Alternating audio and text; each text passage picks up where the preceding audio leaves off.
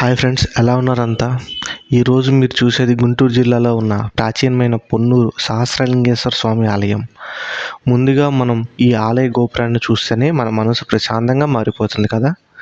గోపురం గొప్ప శిల్పకళ ప్రతిబింబిస్తుంది. ఈ ఆలయ నిర్మాణం చోళ మహారాజులు, విజయనగర రాజుల కాలానికి చెందినగా చెప్పబడుతుంది. గోపురం చూసిన తర్వాత మీరు ఈ ఆలయంలోని అతిపెద్ద నంది విగ్రహాన్ని చూడవచ్చు. ఈ నంది యొక్క ప్రత్యేకత ఏంటంటే, ఈ నంది విగ్రహం అత్యంత శక్తిమైనదిగా భావిస్తారు. నందిని చూసి శివుని పూజించడం వల్ల శక్తి, ఆరోగ్యం మరియు శాంతి లభిస్తాయని భక్తులు చాలా విశ్వాసంగా నమ్ముతారు.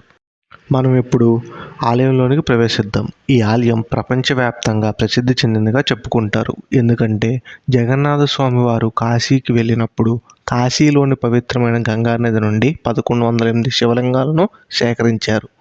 అవి పొన్నూరుకి తీసుకొచ్చి వాటిని 1108 మంది పుణ్య దంపతులతో ప్రతిష్ఠింపజేశారు. కనుక ఈ దేవాలయాన్ని సహస్రలింగేశ్వర స్వామి దేవస్థానం అని పిలువబడుతుంది. కాశీ నుండి శివలింగాలను తెచ్చి ఈ ఆలయంలో ప్రతిష్ఠించడం వలన ఈ ఆలయాన్ని దక్షిణ కాశీగా పిలుస్తారు. అలాగే ఈ ఆలయం ప్రధాన గర్భగుడి లోపల అత్యంత శక్తివంతమైన శివలింగం ఉంటుంది.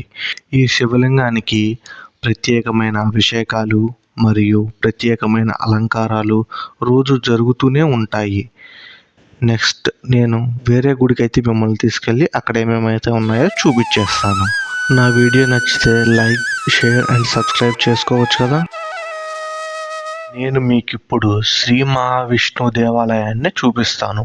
ఈ ఆలయ దర్శించడానికి వచ్చినప్పుడు మనం ఈ ఆలయం యొక్క వైభవం, ప్రత్యేకతలను గురించి పూర్తిగా తెలుసుకుందాం.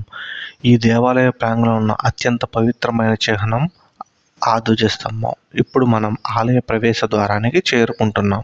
ఇక్కడ ప్రతి అడుగులో ఒక అద్భుతమైన అనుభవం మనకు ఎదురవుతూనే ఉంటుంది. ముందుగా మనం దర్శించుకోవడానికి శ్రీ మహావిష్ణువు స్వామివారి విగ్రహం ఇక్కడ ఉంది. ఈ దేవుడు మన జీవితంలో శాంతిని మరియు విజయాన్ని మరియు ఆశీర్వాదాలను ప్రసాదించే పవిత్రతతో కూడిన దేవుడు.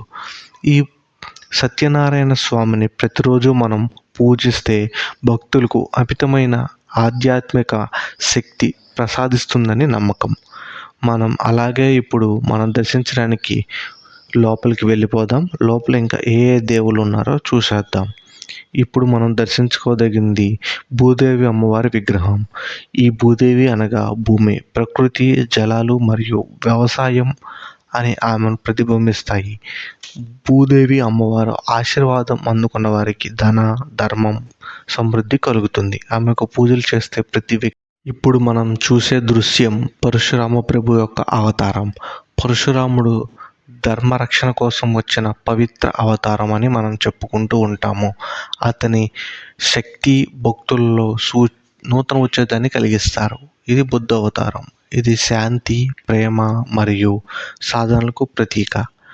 బుద్ధ స్వామి జీవితంలో మనకు శాంతి మరియు సరళను ఎప్పుడూ మనకి చూపిస్తూనే ఉంటారు. ఇప్పుడు మనం చూడబోయేది కల్కి అవతారం. ఇది భవిష్యత్తులో రక్షణాత్మక శక్తిగా అవతరించనుంది. దానికి సంబంధించిన శక్తులు ప్రకృతిని కాపాడడానికి, దుష్ట విశ్వాసాలను నిర్మూలించడానికి రావచ్చని మనం పురాణాల్లో చదువుకుంటూనే ఉంటాము. ఇప్పుడు నరసింహస్వామి అవతారం మనకు శక్తిని మరియు ధైర్యాన్ని ఇస్తుంది. భక్తులు నరసింహస్వామి పట్ల పూజల ద్వారా ప్రగతిని సాధిస్తారు. ఇది టెంపుల్ యొక్క గర్భగుడి. ఇక్కడ నుండి మనం స్వామివారిని చాలా దూరం నుండి చూడవచ్చు. ఈ దేవాలయ నిర్మాణానికి సహకరించిన ప్రతి దాతకు మనమందరం కృతజ్ఞతలు తెలపాలి. ఎందుకంటే వారి సహాయం వల్లే ఈ ఆలయం ఇంత అందంగా తయారయ్యింది. Please like, share and subscribe.